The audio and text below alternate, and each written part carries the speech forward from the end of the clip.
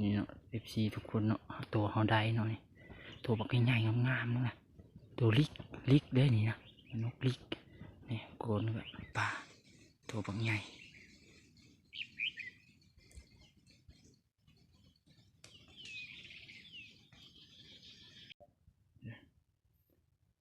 มันนั่งจอบลีอยู่ป่าทุกคนตอนนี้มีแต่ป่านะฮ้อนอากาศฮ้อนขนาดแต่ว่ามีลมแต่ว่าฮ้อนสบายดี FC มาทุกคนเนาะวันนี้มาต่อนกกรงหัวจุกทุกคนห้องอยู่ลมนี่ตัวหนึ่ง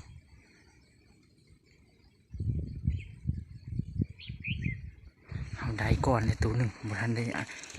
ลืมอัดคลิปเนาะได้แล้วตัวหนึ่งเอากระข้องมาใส่ได้ตัวหนึ่งอยู่ในนกเอาเกาะอยู่เทิงนกเอาเกาะอยู่ทางเทิงหมดนี่ตัวหนึ่งมันห้องลมนี่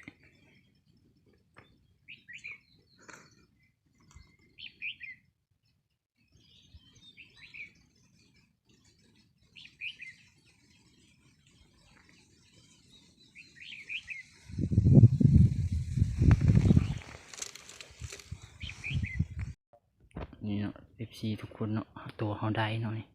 ตัวบักใหญ่ๆงามๆนะตัวลิกได้นี่นะนกลิก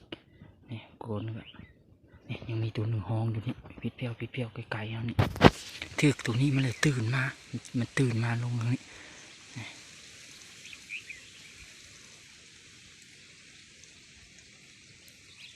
จะน้อยจะขึ้นไปเบิ่งตัวต่ออีกเนาะตัวนี้ก็ได้เลยนี่แก่ป่าตัวบักใหญ่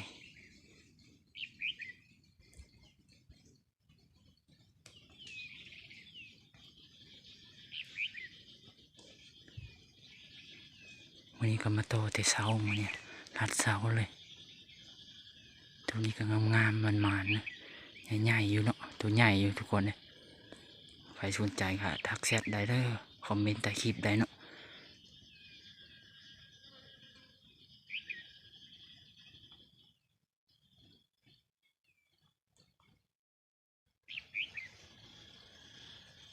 ตัวพูนะมึงดอกหางมันตัวใหญ่งามดีทุกคนบนเอาไว้ก็ไว้ในซองนี้ไว้ในซองทุกคนเก็บนกไว้ก่อนเนาะทุกคนเนาะจับมันลายจนมันยาวตอนนี้ก็นั่งเผาอยู่ทุกคนแต่ว่าตุ้มพะเนียดเขาต่อทั้งพี่นกมันห้องอยู่ทั้งพี่มันมาพี่แหละนกมาแถวทั้งพี่แหละ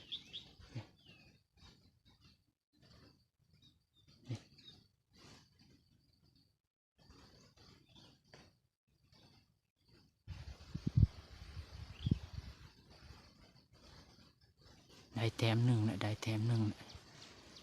แล้วมานำทีมงาน2 คนเขากับทีมงานมามัน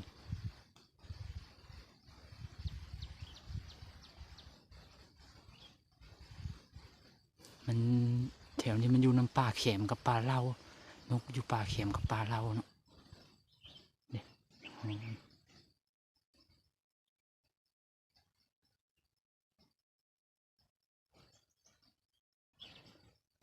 ตัวทึกทำอิฐทำบริถ่ายให้FCทุกคนเบิ่งเนาะเผาเอาโหดทุกคนเพราะนกมันมาหุ้มลายนะเขาเลยฟ้าเอาทำบริถ่ายให้เบิ่งนกก็อยู่ในคลองเอากระคล้องมาสู้เหมือนนี่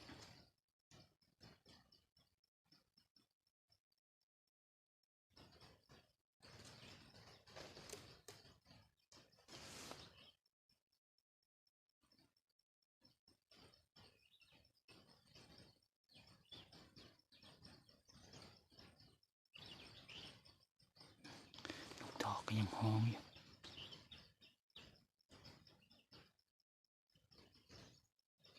จะทึกอีกแล้วบ่เรือย่างบ่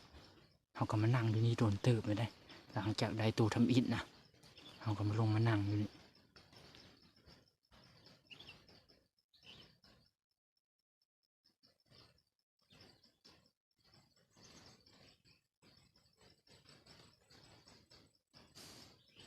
ทุนไปน้ำกันเด้อทุกคนมื่อนี้ ไปจะน้อยจึงพยายามพะเนียนเขาเนาะ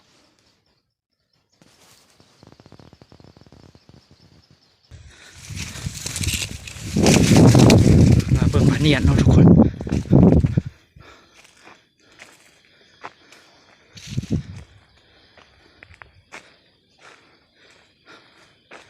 กาลงเนี่ยหรือวะเงียบเสียงนกอะ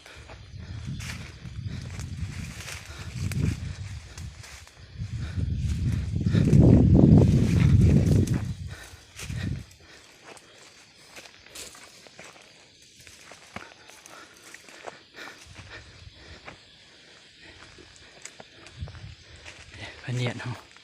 ก็ต่ำๆแปะดินนึงนะทุกคนกีหมานตัวหนึ่งเนาะ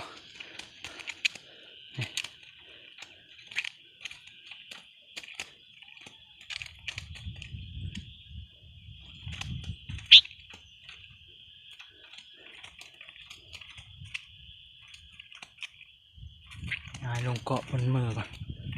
น้ำห้องที่ลุ่มพวกทุกคนมีประมาณตัวหนึ่งหา2 ตัวนี่แหละ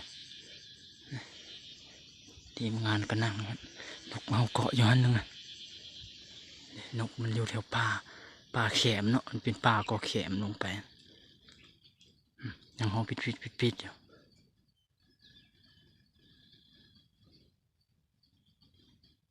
มันวินข้ามพูนไปภาค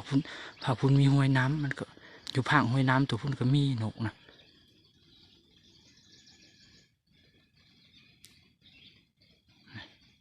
แต่ว่ามันนี้ลมอ้าวแห้งมันนี้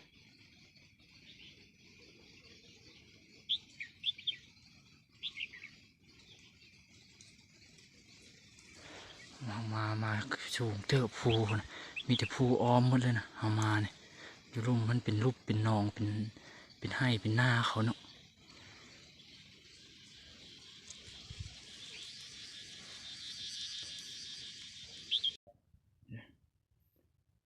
มันนั่งจอบลีอยู่ป่าทุกคน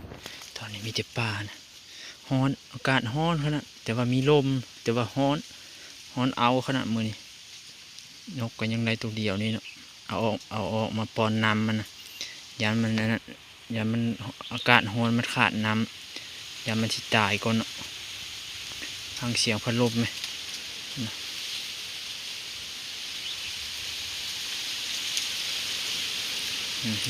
ดอกหางมันเบื้องละ3เนาะแต่ว่าเป็นนกผู้เด้อตัวใหญ่ดีได้นี่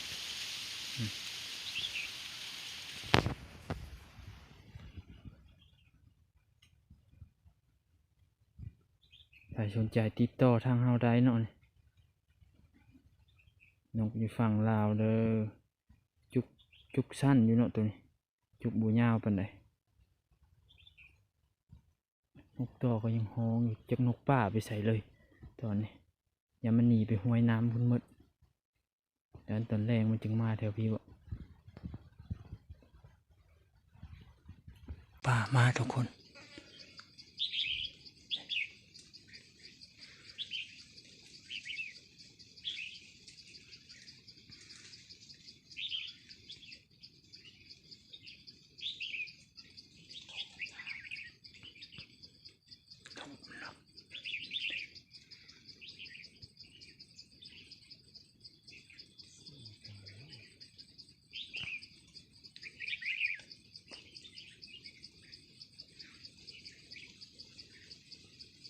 อยู่น้ำนกต่อเขาก็มีตัวหนึ่งเนาะ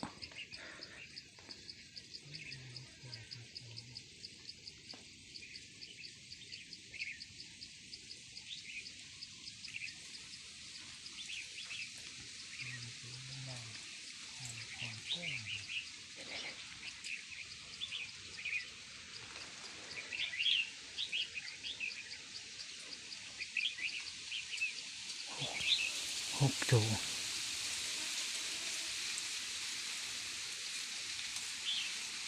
บินไปแล้ว6 ตัวเนาะทุกคนบินไปพุ่นเลยยังอยู่ยังฮ้องอยู่อีก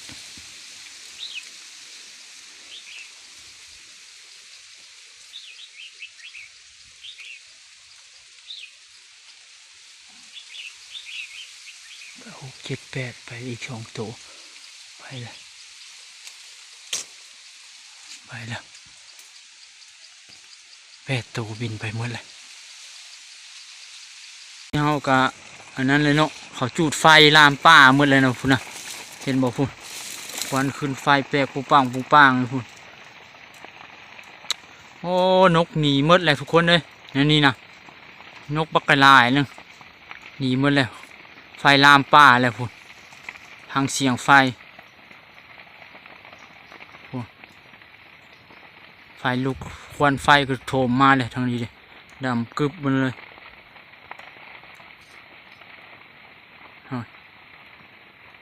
แถวนี้เขามักลามป่าเนาะ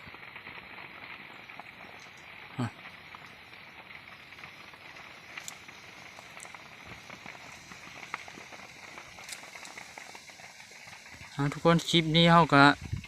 จะได้จบลงเพียงเท่านี้เนาะเพราะเขาลามป่านี่นกมันก็ชิหนีเมื่อแหละมันก็ชิบุมาเลยนกอะเขาลามป่าเลยพอควันก็ทึบหมดเลยนะนี่มึงดูควันก็ขึ้นเต็มท้องฟ้าเลยโอเคเนาะทุกคนเนาะเจอกันคลิปเมื่อเนาะ